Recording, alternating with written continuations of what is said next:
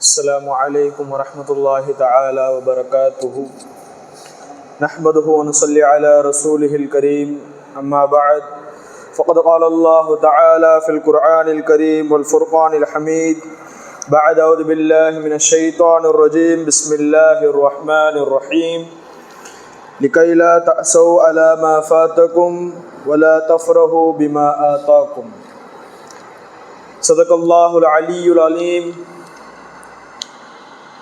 وقال رسول الله صلى الله عليه وسلم في حديثه الشريف عن عبد الله بن حارث رضي الله تعالى عنه قال: ما رأيت أحدا أكثر تبسما من رسول الله صلى الله عليه وسلم. அளவற்ற அருளாளனும் நிகரற்ற அன்புடனும் ஆகிய அல்லாஹ் ஒருவனுக்கே புகழனைத்தும் உண்டாவதாக. அவனுடைய சாந்தியும் சமாதானமும் எம்பெருமானார் முஹம்மது முஸ்தபா ஸல்லல்லாஹு அலைஹி வஸல்லம் அவர்களின் மீதும் அன்னாரின் வாழ்க்கை அடிபெறலாமல் அப்படியே வாழ்ந்த உத்தம சஹாபாக்கள், தாபிஈன்கள், தபஅ தாபிஈன்கள், ஹத்தாபுகள், அவுலியாக்கள், ஷுஹதாக்கள், சாலிஹீன்கள் என அத்துணை நல்லடியார்கள் மீதும் உண்டாவதாக. குறிப்பாக இந்த ஜுமாவில் கலந்து கொள்வதற்காக வேண்டி வந்திருக்கக்கூடிய நம் அனைவர் மீதும் அல்லாஹு தஆலாவுடைய அருள் என்றென்றும் நின்று நிலவட்டுமாக. ஆமீன். ரபியுல் அவ்வலுடைய மாதத்தில் நாயகம் ஸல்லல்லாஹு அலைஹி வஸல்லம் அவர்கள் இந்த உலகத்தில் அடியெடுத்து வைத்தார்கள். ரபியுல் அவ்வலுடைய மாதம் நாயகம் ஸல்லல்லாஹு அலைஹி வஸல்லம் அவர்களுடைய பிறந்த மாதமாக இருக்கின்றது. இந்த மாதத்தில் நாயகம் ஸல்லல்லாஹு அலைஹி வஸல்லம் அவர்களுடைய ஒவ்வொரு தனிச்சிறப்பையும் நாம் அறிந்து கொள்வது நம் மீது கடமையாக இருக்கின்றது. ரபியுல் அவ்வலுடைய ஆரம்ப வாரத்தில் நாம் நாயகம் ஸல்லல்லாஹு அலைஹி வஸல்லம் அவர்களுடைய பிறப்பை பற்றி பார்த்தோம். அதனை தொடர்ந்து நாயகம் ஸல்லல்லாஹு அலைஹி வஸல்லம் அவர்கள் மீது பிரியத்தை வைப்பதை பற்றி பார்த்தோம். அதை தொடர்ந்து நாயகம் ஸல்லல்லாஹு அலைஹி வஸல்லம் அவருடைய சுன்னத்தை நாம் பின்பற்றுவது மூலமாக நமக்கு என்னென்னவெல்லாம் கிடைக்கும் என்பதனை பற்றி நாம் பார்த்தோம். அதன் தொடர் வரிசையில் நாயகம் ஸல்லல்லாஹு அலைஹி வஸல்லம் அவர்களுடைய அழுகையும் சிரிப்பும், அதாவது நாயகம் ஸல்லல்லாஹு அலைஹி வஸல்லம் எந்தெந்த சமயத்திலெல்லாம் சிரித்தார்கள், மகிழ்ச்சியோடு சிரித்தார்கள், எந்தெந்த சமயத்திலெல்லாம் நாயகம் ஸல்லல்லாஹு அலைஹி வஸல்லம் அவர்கள் மறுமையை நினைத்தும் இந்த உம்மத்தாரை நினைத்தும் அதிகமாக அழுதார்கள் என்றதை பற்றி இன்ஷா அல்லாஹ் என்று காண்போம். நபிகள் நாயகம் ஸல்லல்லாஹு அலைஹி வஸல்லம் அவருடைய வாழ்க்கையை நாம் எடுத்துக்கொண்டோம் என்று சொன்னால், நபிகள் நாயகம் ஸல்லல்லாஹு அலைஹி வஸல்லம் ஒவ்வொரு அசைவும் இந்த உம்மத்திற்கான படிப்பினை. நபி ஸல்லல்லாஹு அலைஹி வஸல்லம் எந்த செயல் செய்தாலும், அவர்கள் பேசுவதாக இருந்தாலும், அவர்கள் தொழக்கூடிய முறையாக இருந்தாலும், அவர்கள் சஹாபாக்களுக்கு கற்றுக் கொடுக்கக்கூடிய ஒரு செயலாக இருந்தாலும், எதுவாக இருந்தாலும் நாயகம் ஸல்லல்லாஹு அலைஹி வஸல்லமுடைய ஒவ்வொரு அசைவும் இந்த உம்மத்திற்கான படிப்பினை. இஸ்லாமிய மார்க்கம் எப்படிப்பட்ட மார்க்கம் என்று சொன்னால், இந்த உலக ரீதியான வெற்றியும், அதாவது நம்முடைய வாழ்க்கையை நாம் எவ்வாறு கட்டமைத்துக் கொண்டால் இந்த உலக ரீதியான வெற்றியும் மறுமை ரீதியான வெற்றியும் ஒரே சமயத்தில் நமக்கு கிடைக்கும் என்பதை இஸ்லாமிய மார்க்கம் கற்றுத்தருகிறது. உமக்கு இம்மையினுடைய வெற்றியும் வேண்டுமா, அதாவது அல்லாஹு தஆலாவுடைய கட்டளைக்கிணங்க நம்முடைய வாழ்க்கையை நாம் இந்த உலகத்தில் அமைத்துக் கொண்டோம் என்று சொன்னால் உலக ரீதியான வெற்றியும் நமக்கு கிடைத்துவிடும், மறுமை ரீதியான வெற்றியும் நமக்கு கிடைத்துவிடும். அதில் எந்த ஒரு சந்தேகமும் கிடையாது. அந்த வரிசையில் இஸ்லாமிய மார்க்கம் எதெல்லாம் செய்வதற்கு அனுமதி கொடுத்திருக்கின்றது, எதையெல்லாம் செய்வதற்கு தடை செய்திருக்கின்றது என்பதை நாம் அறிந்து கொள்ள வேண்டும். இஸ்லாமிய மார்க்கம் சந்தோஷமாக இருப்பதை வலியுறுத்துகிறது. வெறுமனே வரட்டுத்தன்மையாக இல்லாமல் எந்தெந்த இடத்திலெல்லாம் சந்தோஷம் தேவைப்படுகிறதோ, மகிழ்ச்சி தேவைப்படுகிறதோ அந்த இடங்களிலெல்லாம் நாம் சந்தோஷப்படுவதும் மகிழ்ச்சிப்படுவதும் இஸ்லாமிய மார்க்கம் அனுமதி தருகிறது. அதுபோன்று எந்தெந்த இடத்திலெல்லாம் நாம் கவலையாக இருக்க வேண்டும், துக்கத்தை பேண வேண்டும் என்பதையும் இஸ்லாமிய மார்க்கம் வலியுறுத்துகிறது, வரையறுத்து தருகிறது. அது எவ்வாறு இருக்க வேண்டும், நம்முடைய மகிழ்ச்சி எவ்வாறாக இருக்க வேண்டும், நம்முடைய கவலை எவ்வாறாக இருக்க வேண்டும். ஒருவன் தம்முடைய வாழ்க்கை முழுவதும் மகிழ்ச்சியாகவே கழித்துவிட முடியாது, அதே போன்று தம்முடைய வாழ்க்கை முழுவதும் கவலையாகவும் துக்கமாகவும் கழித்துவிட முடியாது. தேவையான இடங்களில் எல்லாம் மகிழ்ச்சி பட வேண்டும், சந்தோஷப்பட வேண்டும். தேவையான இடங்களெல்லாம் கவலையும் பட வேண்டும், துக்கத்தையும் நாம் பேண வேண்டும். நபிகள் நாயகம் ஸல்லல்லாஹு அலைஹி வஸல்லம் தம்முடைய வாழ்க்கை இவ்வாறு தான் கழித்தார்கள். நபிகள் நாயகம் ஸல்லல்லாஹு அலைஹி வஸல்லம் வாழ்க்கையை நாம் எடுத்துக்கொண்டோம் என்று சொன்னால் அவர்களுடைய வாழ்க்கையில் முழுவதுமாக சந்தோஷமும் கலந்திருந்தது, கவலையும் கலந்திருந்தது. என்றாலும் கூட நாயகம் ஸல்லல்லாஹு அலைஹி வஸல்லம் வாழ்க்கையில் அதிகபட்சமாக கவலை தான் இருந்தது. காரணம் இந்த உம்மத்தின் மீதான கவலை, மேலும் இந்த உம்மத்தார்களுடைய நிலைமை மறுமையில் என்னவாகும் என்ற ஒரு கவலை. அவர்கள் தம்முடைய சொந்த குடும்பத்தார்கள் மீது கவலைப்படவில்லை, கவலைப்பட்டார்கள், அதிக அளவில் கவலைப்படவில்லை. ஆனால் இந்த உம்மத்தார்களுடைய நிலையை நினைத்துதான் நாயகம் ஸல்லல்லாஹு அலைஹி வஸல்லம் அதிகமாக கவலைப்பட்டிருக்கின்றார்கள். அவருடைய மறுமையினுடைய நேரத்திலும் நபிகள் நாயகம் ஸல்லல்லாஹு அலைஹி வஸல்லம் அவர்கள் இந்த உம்மத்தார்களுக்காக வேண்டி வாதாடுவார்கள். ஷஃபாஅத்தினுடைய ஹதீஸை நாம் பார்த்தோம் என்று சொன்னால், மனிதர்கள் எல்லாம் நாயகம் ஸல்லல்லாஹு அலைஹி வஸல்லம் அவர்களிடம் ஷஃபாஅத் கேட்பதற்காக சிபாரிசு தேடி செல்வார்கள். முதலில் ஆதம் அலைஹிஸ்ஸலாம் அவர்களிடம் செல்வார்கள் மனிதர்கள். ஆதம் அலைஹிஸ்ஸலாம் அவர்கள், நான் இதற்கு ஷஃபாஅத் செய்வதற்கு, சிபாரிசு செய்வதற்கு எனக்கு சக்தி கிடையாது, அதாவது அல்லாஹ் தஆலா என்னுடைய சிபாரிசை ஏற்றுக்கொள்ள மாட்டான், நீங்கள் நூஹ் அலைஹிஸ்ஸலாமிடம் செல்லுங்கள் என்று ஆதம் அலைஹிஸ்ஸலாம் அவர்கள் மனிதர்களை அனுப்பி வைக்கின்றார்கள். நூஹ் அலைஹிஸ்ஸலாம் அவர்களிடம் செல்கின்றார்கள்.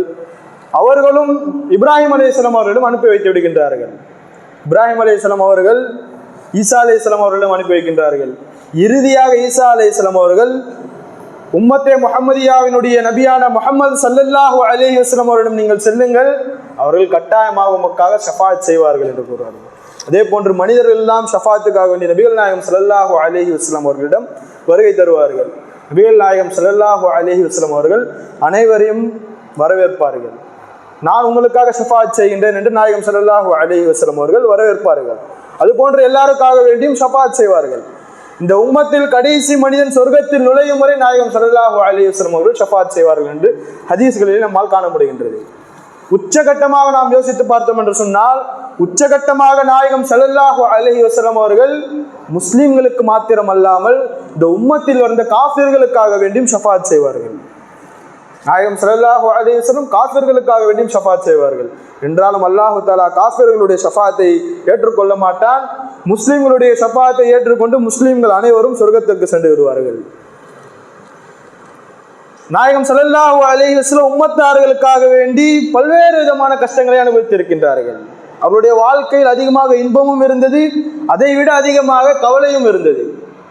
இதைத்தான் இஸ்லாம் நமக்கு கற்றுக் கொடுக்கின்றது. நாயகம் ஸல்லல்லாஹு அலைஹி வஸல்லம் அவர்கள் ஹதீஸ்களிலே இதான் நாம் காண்கின்றோம். அல்லாஹ் தஆலா தெள்ளத் தெளிவாக குர்ஆனிலே கற்றுக் கொடுக்கின்றான். வாழ்க்கையினுடைய இலக்கணத்தை நாயகம் ஸல்லல்லாஹு அலைஹி வஸல்லம் அவர்களுக்கு அல்லாஹ் தஆலா கற்றுக் கொடுக்கின்றான். இந்த உம்மத்தார்களுக்கும் அது ஒரு படிப்பினையாகத்தான் இருக்கின்றது.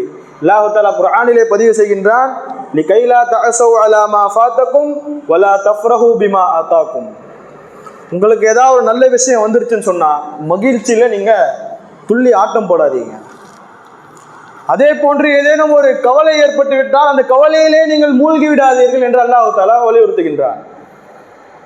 ஒரு கவலை ஏற்பட்டு சொன்னால் அந்த கவலையிலே நாம் மூழ்கிவிடக்கூடாது. அதே போன்று ஒரு சந்தோஷமான நிகழ்வு, மகிழ்ச்சியான நிகழ்வு ஏதேனும் ஏற்பட்டு விட்டது என்று சொன்னால் இந்த மகிழ்ச்சியிலே நம்ம ஆட்டம் போடக்கூடாது.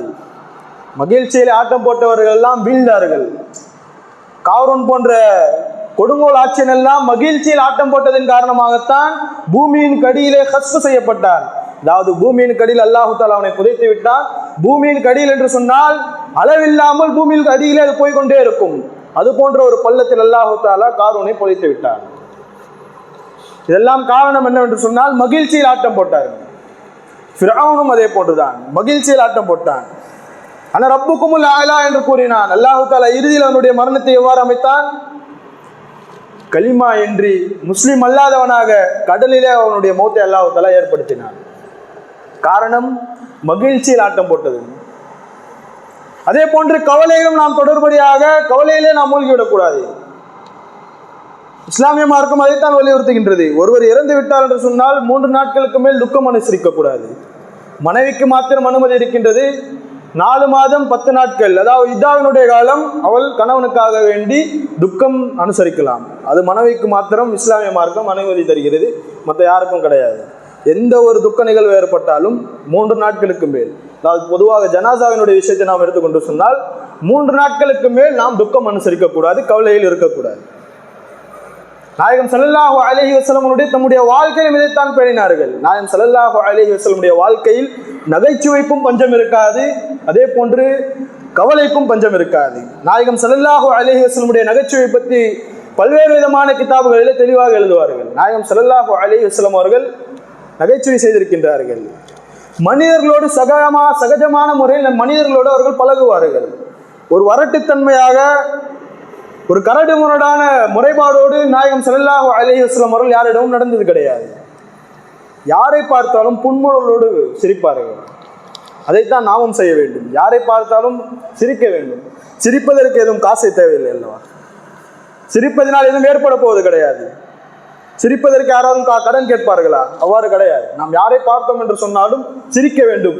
சிரிப்பதற்கும் அல்லாஹு தஆலா கூறுகின்றான், நாயகம் ஸல்லல்லாஹு அலைஹி வஸல்லம் மூலமாக சிரிப்பது இருக்கின்றதே, ஒரு மனிதரை பார்த்து நல்ல முறையில் புன்முறுவல் பொறுப்பது இருக்கிறதே, அதுதான் உச்சகட்ட சதக்கா. உச்சகட்ட சதக்கா எது என்று சொன்னால் ஒரு மனிதனை புன்முறுவலோடு பார்த்து சிரிப்பது. இதைத்தான் நாயகம் ஸல்லல்லாஹு அலைஹி வஸல்லம் அவர்கள் செய்திருக்கின்றார்கள். ஜரீர் ரலியல்லாஹு அவர்கள் அறிவிக்கின்றார்கள், அவர்கள் முதலாக இஸ்லாத்தை ஏற்று நாயகம் ஸல்லல்லாஹு அலைஹி வஸல்லம் அவர்களிடம் செல்கின்றார்கள். செல்லுகின்ற பொழுது அவர்கள் எப்பொழுது வந்தாலும் நாயகம் ஸல்லல்லாஹு அலைஹி வஸல்லம் அவர்கள் தடை செய்ய மாட்டார்கள். அதாவது அவர்களுக்கு எப்போது வந்தாலும் அவர்களுக்கு அனுமதி கொடுப்பார்கள். நாயகம் ஸல்லல்லாஹு அலைஹி வஸல்லம் அவர்கள் அவர்கள் தங்கிக் கொள்வார்கள். நாயகம் ஸல்லல்லாஹு அலைஹி வஸல்லம் அவர்களிடம் பேசுவார்கள். அவர்கள் கேட்கின்றார்கள். அப்பொழுது நபிகள் நாயகம் ஸல்லல்லாஹு அலைஹி வஸல்லம் அவர்கள் புன்முறுவலோடு தான் அந்த சஹாபியை பார்த்தார்கள். அப்பொழுது அந்த சஹாபி கேட்கின்றார், ஜலீல் ரலியல்லாஹு அவர்கள், யா ரசூலல்லாஹ், ஒட்டகத்தின் மீது குதிரையின் மீது சவாரி செய்வதற்கு எனக்கு சக்தி இல்லை, அதாவது குதிரையின் மீது சவாரி செய்வதற்கு என்னால் சரியாக இயலவில்லை என்று நபிகள் நாயகம் ஸல்லல்லாஹு அலைஹி வஸல்லம் அவர்களிடம் முறையிடுகின்றார். இப்பொழுது நபிகள் நாயகம் ஸல்லல்லாஹு அலைஹி வஸல்லம் அவர்கள் துஆ செய்கின்றார்கள்.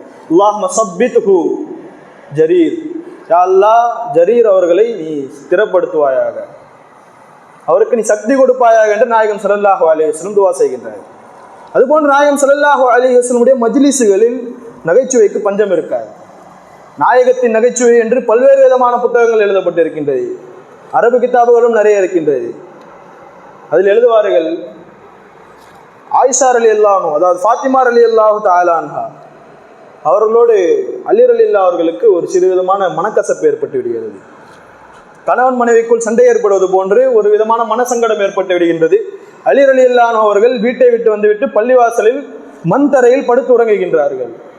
இந்த விஷயம் நாயகம் ஸல்லல்லாஹு அலைஹி வஸல்லம் அவர்களிடம் செல்கின்றது. நாயகம் ஸல்லல்லாஹு அலைஹி வஸல்லம் அவர்கள் வருகின்றார்கள் அலி ரலியல்லாஹு அவர்களை அழைப்பதற்காக வேண்டி. அப்பொழுது அலி ரலியல்லாஹு அவர்கள் மண் தரையிலே படுத்துக் கொண்டிருக்கின்றார்கள். நாயகம் ஸல்லல்லாஹு அலைஹி வஸல்லம் அவர்கள் கூறினார்கள், யா அபா துராப், மண்ணின் மைந்தரே, மண்ணில் இருந்து நீங்கள் எந்திரிங்கள் என்று ஆறுதல் கூறினார்கள் அலி ரலியல்லாஹு அவர்களுக்கு. அன்று முதல் அவருடைய பெயர், அலி ரலியல்லாஹு அவருடைய பெயர் என்பது அபூ துராப் என்று பல்வேறு விதமான சஹாபாக்கள் அவர்களை அழைப்பார்கள். அதைத்தான் அலி ரலியல்லாஹு அவர்களும் விரும்பினார்கள். அவர்கள் மண்ணிலே படுத்துக் கொண்டிருந்தார்கள் அல்லவா, இதன் காரணமாக நாயகம் ஸல்லல்லாஹு அலைஹி வஸல்லம் யா அபா துராப் என்று அழைத்தார்கள். மண்ணின் மைந்தரே, நீங்கள் எந்திரிங்கள் என்று அழைத்தார்கள். நாயகம் ஸல்லல்லாஹு அலைஹி வஸல்லம் வாழ்க்கையில் நகைச்சுவை இருந்தது. இதே போன்று இன்னொரு ஹதீஸ்களில் நாம் காண முடிகின்றது, நாயகம் ஸல்லல்லாஹு அலைஹி வஸல்லம் அவர்கள் சிரித்திருக்கின்றார்கள். ஹத்தா பதத் நவாஜிதுஹு, அவர்களுடைய கடவாய்ப்பல் சிரிப்பதளவு, கடவாய்ப்பல் தெரியும் அளவிற்கு நாயகம் ஸல்லல்லாஹு அலைஹி வஸல்லம் சிரித்திருக்கின்றார்கள். நாயகம் ஸல்லல்லாஹு அலைஹி வஸல்லம் உச்சக்கட்ட சிரிப்பு அதுதான்.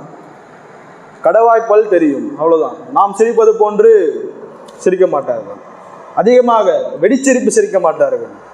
சிரிப்பார்கள், புன்முறுவல் பொறுப்பார்கள். அதிகமாக மற்றவர்களை பார்க்கின்ற பொழுது புன்முறுவல் பொறுப்பார்கள். அவர்களுடைய அதிகபட்ச சிரிப்பே அவர்களுடைய கடவாய்ப்பல் தெரியும் என்பதுதான். அப்பொழுது சொர்க்கத்தில் நுழையக்கூடிய இறுதி மனிதரை பற்றி ஒரு ஹதீஸ் வருகின்றது. சஹாபாக்களுக்கு கற்றுக் கொடுக்கின்றார்கள் நாயகம் ஸல்லல்லாஹு அலைஹி வஸல்லம் அவர்கள். சொர்க்கத்தினுடைய இறுதி ஹதீஸ், அதாவது சொர்க்கத்தில் நுழையக்கூடிய இறுதி மனிதரை பற்றிய ஒரு ஹதீஸ். அந்த ஹதீஸிலே நாயகம் ஸல்லல்லாஹு அலைஹி வஸல்லம் அவர்கள் கூறுகின்றார்கள், அல்லாஹு தஆலா ஒரு மனிதனை அழைப்பான், அதாவது சொர்க்கத்தில் நுழையக்கூடிய இறுதி மனிதன், அந்த மனிதனை அழைப்பான். அழைத்து மலக்குமார்களிடம் கூறுவான் அல்லாஹு தஆலா, இவர் செய்த அனைத்து பெரியவித பாவங்களையும் நீங்கள் இவரிடம் காட்டாதீர்கள், இவர் செய்த சிறிய பாவங்களை மாத்திரம் இவரிடம் காட்டுங்கள் என்று கேட்பான் அல்லாஹு தஆலா. அது போன்று இவரிடம் அது காட்டப்படும். அல்லாஹு தஆலா கேட்பான், இந்த பாவத்தை நீ செய்தாயா? 3 கேள்விகள், நம் யாராலும் அதற்கு மறுப்பு தெரிவிக்க முடியாது. மறுமையிலே அல்லாஹு தஆலா கேட்பான். யாராக இருந்தாலும் அந்த கேள்விக்கு எதிர் பதிலே கிடையாது, பதில் யாரிடமும் கிடையாது. முதல் கேள்வி, ஹல் லலமக ஹஃபலதி, என்னுடைய நல்லதையும் கெட்டதையும் எழுதக்கூடிய மலக்குமார்கள் நீ செய்யாதவற்றை எழுதி விட்டார்களா, உனக்கு அநியாயம் செய்து விட்டார்களா என்று அல்லாஹ் தஆலா முதல் கேள்வியாக கேட்பான். நாம் யாரிடமும் பதில் கிடையாது. மலக்குமார்கள் அநியாயம் செய்வார்களா? நல்லது எழுதக்கூடிய கெட்டதை எழுதக்கூடிய மலக்குமார்கள் அநியாயம் செய்வார்களா? கிடையாது, இல்லை என்று அந்த மனிதன் கூறுவான். ரெண்டாவது, ஹல்லக மின் உதுர், இந்த பாவத்தை செஞ்சு இதுக்கு ஏதாவது தங்கடம் இருக்கா, இந்த காரணத்தினால நான் இந்த பாவத்தை செஞ்சுட்டேன், தெரியாம செஞ்சுட்டேன், இது போல இந்த காரணத்துக்காக நான் செஞ்சேன்னு யாராவது சொல்ல முடியுமா? சொல்ல முடியாது. இதற்கும் நம்மிடம் பதில் கிடையாது. மூன்றாவது கேள்வி, ஹல்லக மின் அமலின் கைரி ஹாதா மக்ஃபியன், நீ செஞ்ச இந்த அமல் எல்லாம் இல்லாம மறைமுகமாக ஏதாவது அமல் செய்திருக்கிறாய் என்று கேட்பான் அல்லாஹ் தஆலா. நம்மிடம் அதற்கும் பதில் கிடையாது. மறைமுகமாக நாம் எந்த அமலும் செய்ய போவது கிடையாது. எல்லாத்தையும் மலக்குமார்களும் அறிவார்கள், அல்லாஹ் தஆலாவும் அறிவார்கள். இந்த மூன்று கேள்வி யாரிடமும் பதில் கிடையாது. அந்த வரிசையில் கேட்டுக்கொண்டிருக்கின்ற பொழுது அந்த சிறிய பாவங்கள் எல்லாம் அவரிடம் காட்டுங்கள் என்று அல்லாஹ் தஆலா கூறுகின்றான். இந்த மலக்குமார்கள் காட்டுகின்றார்கள் அவர் செய்த சிறிய பாவம் எல்லாம். இதெல்லாம் நீ செஞ்சதானப்பா? ஆமல்லா, நான் செஞ்சதுதான்.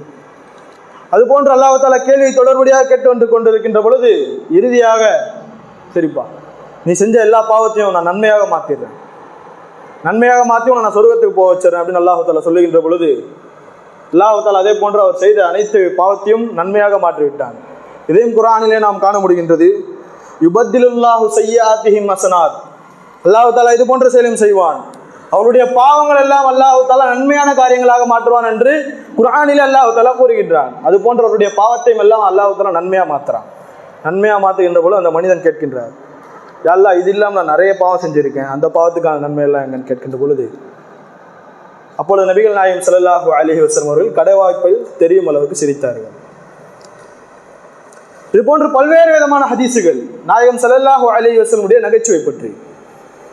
அதுபோன்று ஒரு சஹாபி நாயகம் ஸல்லல்லாஹு அலைஹி வஸல்லம் அவர்களிடம் வந்து கேட்கின்றார், யா ரசூலல்லாஹ், எனக்கு பயணம் செய்வதற்காக வேண்டி ஒரு ஒட்டக குட்டியை நீங்கள் தாங்க, ஒட்டகத்தை ஒன்று தாங்க அப்படின்னு கேட்கின்ற பொழுது நாயகம் ஸல்லல்லாஹு அலைஹி வஸல்லம் அவர்கள் ஒரு ஒட்டக குட்டியை நான் தரம்பா அப்படின்னு நபிகள் நாயகம் ஸல்லல்லாஹு அலைஹி வஸல்லம் கூறினார்கள்.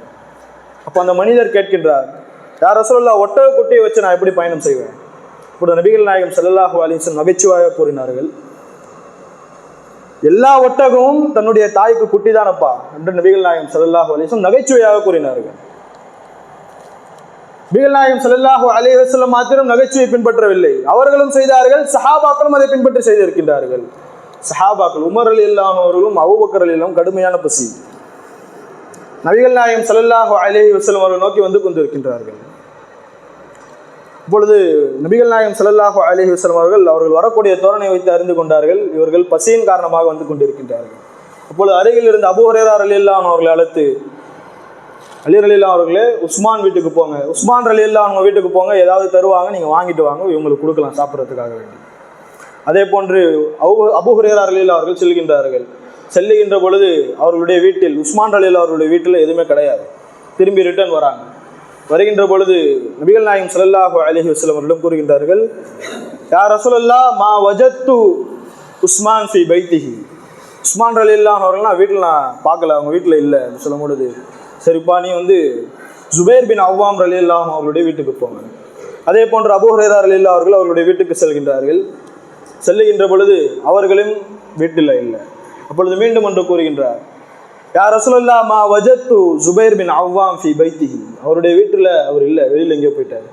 அப்பொழுது உமர் ரலியல்லாஹு அன்ஹு நகைச்சுவையாக கூறினார்கள், யா அபா ஹுரைரா, இன்னக இன் தஹப்த அல் பஹர் லஜஃபா, நீ கடலுக்கு போனாலும் கடல் தண்ணி இருக்காதுப்பா, வந்துரு அப்படின்னு நகைச்சுவையாக உமர் ரலியல்லாஹு அன்ஹு அவர்கள் அபூ ஹுரைரா ரலியல்லாஹு அவர்களை நோக்கி கூறுவார்கள். இது போன்ற நகைச்சுவைக்கு சஹாபாக்களிடத்திலும் பஞ்சம் கிடையாது, நபிகள் நாயகம் ஸல்லல்லாஹு அலைஹி வஸல்லம் அவர்களிடத்திலும் பஞ்சம் கிடையாது. அதே போன்று அழுகைக்கும் நபிகள் நாயகம் ஸல்லல்லாஹு அலைஹி வஸல்லம் மஜ்லிஸில் பஞ்சம் கிடையாது. நபிகள் நாயகம் ஸல்லல்லாஹு அலைஹி வஸல்லம் இரவு நேர தொழுகையில் அழுவார்கள்.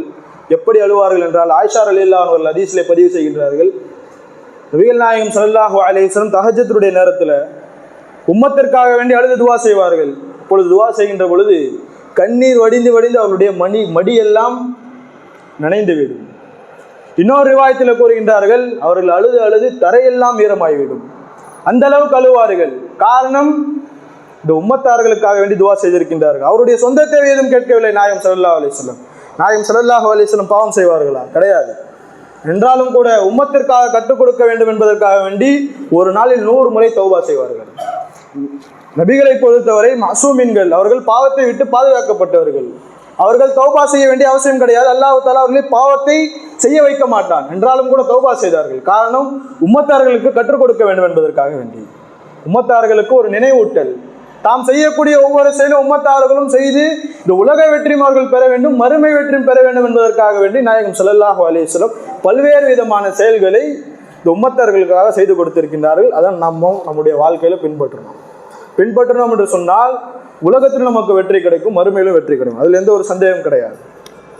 அதே போன்று பத்ர் யுத்த களத்தில் நாயகம் ஸல்லல்லாஹு அலைஹி வஸல்லம் அவர்கள் நாளை போர் தொடங்க இருக்கின்றது. அதற்கு முந்தின நாள் நாயகம் ஸல்லல்லாஹு அலைஹி வஸல்லம் அல்லாஹ் தஆலாவிடத்தில் அழுது துஆ செய்கின்றார்கள் முஸ்லிம்களுடைய வெற்றிக்காக வேண்டி. 313 நபர்கள் தான் இருக்கின்றார்கள் சஹாபாக்கள்.